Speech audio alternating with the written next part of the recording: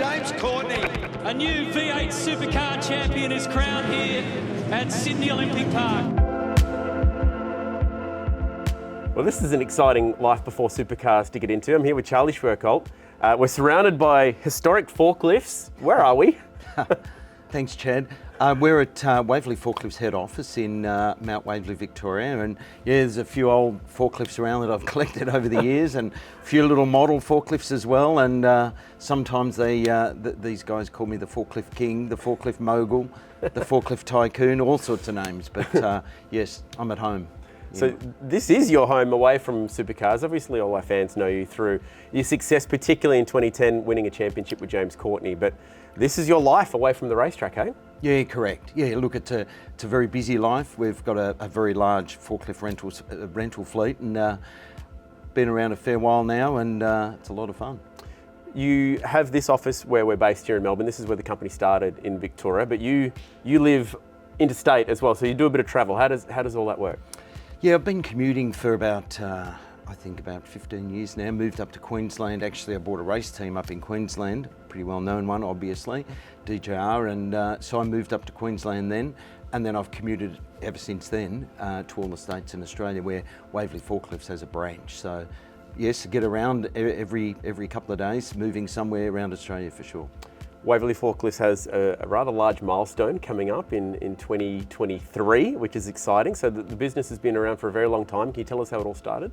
Yeah, sure. Yeah, next February we're actually celebrating 50 years of Waverley Forklifts, which is incredible. And yes, I've been here 46, so it's got a fantastic history. We're one of the first settlers in Melbourne in the mid-1800s. We've got a cottage out in Nunawading, Mitcham area called Schwerkolt Cottage. Yeah, it's a fantastic place there. We don't own it anymore or anything, but the council and National Trust and Whitehorse Historical Society's got it. So, but yeah, really proud. We then got into empty bottle collecting, which is called a marine store dealer, collecting bottles from houses and scout halls, etc., from the late 1890s for all the breweries, etc. And we did that right up to 96. And then some of the laws changed, and so Dad had a few forklifts left over, and he thought, I'm going to go and rent these out or sell them. And so where we are today in Mount Waverley, he rented 2 of the 3 out and started Waverley Forklifts back in 1973. So how big is it now? There's close to 5,000 machines now. Probably the largest it is the largest privately owned forklift company in Australia. You're always busy, as I can tell. Yep, there you go. We'll ditch that for the moment. Might be a forklift rental, no. Someone needs a forklift now. Or it might be a sponsor. But yeah, it's a large corporation in every state in Australia, and I'm really proud, very, very proud, and got some amazing staff, and it's a great business. How many locations and staff do we have sort of based around the country? We've got machines in every state and territory in Australia. They're everywhere. They're company-owned branches. We're not quite in your home territory yet. Yep. In WA, we've got machines over there, and we use our fantastic provider Toyota over there. But other than that, we're in Darwin, Sydney, Melbourne, Brisbane, Adelaide. So we're everywhere. So it's a big business. Do you ever get in the tools? Can you still drive it? Can you still whiz around in a forklift? I actually love driving forklifts. I really do. I grew up driving forklifts, learned how to drive them when I was a kid, very, very young age. And I'll go and unload a truck once every 2 or 3 weeks. Yeah. I still enjoy it, stir up the staff down the back, the truck drivers and all that. And yeah, it's a lot of fun. What was your first job? Here. With the business? You started right in the business. What was your first job in the business? So it was actually on a bottle truck, collecting bottles as a kid, just going around houses, scout halls, etc., picking up bottles. And I was a jockey on a truck, and started, I was a failure at school, terrible. Kicked out at school, 15 years old, what am I going to do? Mum and Dad said, I think you should go to the army. You've been a bit of a disgrace really to the family kicked out of school. But so I started on a bottle truck, and then anything to avoid the military at that point. Absolutely. And then I did an apprenticeship as a forklift mechanic at the place here, at Waverley Forklifts here, and it was a good grounding for the rest of my life to learn how a forklift really works and put them together, etc. So I did that, then became a truck driver here for 7, 8, 9 years. then in the office, and so yeah, Dad left the business in 1988, and so I only worked for Dad for about 11 years, and then I've been the sole owner ever since. Right. When you're sort of born into a business in the way that you are, do you ever sort of wonder, what if I don't like forklifts? What if I want to go and do something else with my life? Or is that why you got into motor racing, so you could do something else? Maybe it is. Look, I think the forklift industry is a wonderful, wonderful, wonderful industry. It really is. You go everywhere and everywhere. Forklifts are everywhere. They're you know, we build the Grand Prix, so you go to the Grand Prix. We do cruise ships, we do concerts. They're in all sorts of factories everywhere. So it is an incredible business and all that sort of stuff. But I guess it's the only thing I know, and I've got to love it. As you can see by here, they're everywhere, and it's a lot of fun.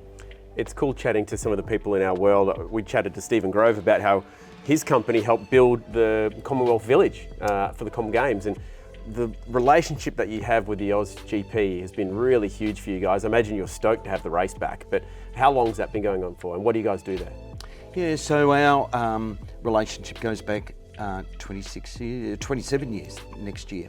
And we supply all the forklifts and equipment to build the track, all the blocks, the debris fencing, the toilets, the Coca-Colas and all that sort of stuff around the track. And we'll have about 150, 160 forklifts at that event.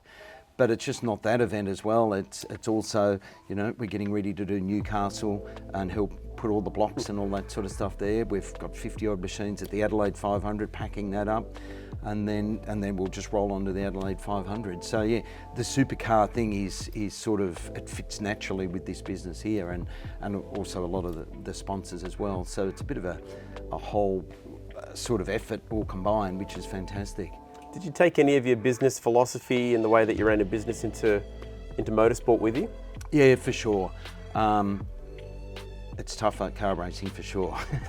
It's really tough. Certainly a lot of disappointments and the highs and lows, and you think you're going, you know, absolutely fantastic. And some of the problem solving and all that sort of stuff of car racing has helped me here, but also vice versa, and relationships, and I treat our sponsors as customers. That's so important. So we've got some amazing customers here, and that's what I treat them like at in the supercar world of my team, and the longevity of some of those sponsors, and it's easy to keep them and look after them like a customer, and build on that. And there's lots of things that I've gone through, you know, Waverley forklifts into the supercars for sure, into my teams.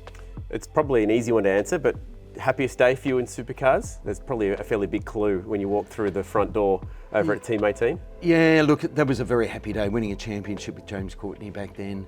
But there's been plenty of, you know, it was a bit different back then. Obviously, there was another partner there, but starting a team on my own completely from ground up, you know, that was a massive job. I'd never do that again. You know, it'd be easy to go and buy a team, and as like Stephen Grove have or Betty has and all that sort of stuff, starting from scratch is hard work. But doing that is still a massive achievement. You know, Frosty getting the pole in Tassie is still good, and Scotty Pye's, you know, three or four podiums at Darwin, and there's been plenty of highs, and there'll be plenty more to come. Who do you reckon would be better on a forklift between Frosty and Scott Pye? I don't know. They've both been on forklift. We've done some pretty funny videos with pit stops and all that sort of stuff. I'm not sure. They both come from pretty harsh, hard backgrounds. Like Frosty's come from Doonside, and I think and Scotty's come from Salisbury, Elizabeth area, and all that sort of stuff. So there was plenty of forklifts out there. I don't know, maybe they've had a bit of practice. I'm not sure, but I think they'll both be pretty good. All right, well maybe in 2023 we can get some sort of Gen 3 forklift crossover race between the two of them. Mate, well done on all the success. I'm sort of looking around. Why the forklift collection, actually, before we wrap this up? Because most people collect, I don't know, model cars or race cars, but I've never seen a forklift collection before. These are all very, very old. You know, there's one out the front, 1946 over there, and really, really old things. And it's a talking point. People come in and think, wow, there's one of the first Toyotas in Australia. There's one of the first Crown, a very early Clark. And some of these are really, really, they're not worth any money, really. They're just fully restored here, and it's a talking piece. People come in and say, wow, look at all this old collection. Where do you find them? Yeah, look, people actually ring up, hey, there's an old forklift in a paddock, would you like it? Barn find. And it's a bit like that, and it's just something different, and it's part of Waverley, you know. We're a very unique business, and it's more of a talking point. I'm not really that obsessed with these old vintage forklifts. They're very unique, and how the evolution of forklifts has changed to these modern Toyotas we have today. And of course, we're on a real strong warpath with electrics now, and everything's turning electric and all that sort of stuff. And it's funny, there's a couple here that are electric back from the 1950s, and we've done this full circle and big time electric, but it's just really a talking point. But yeah, all these little model forklifts here, there's about 500 model forklifts here. So yes, I do collect them, which is pretty weird, but it's something a bit different.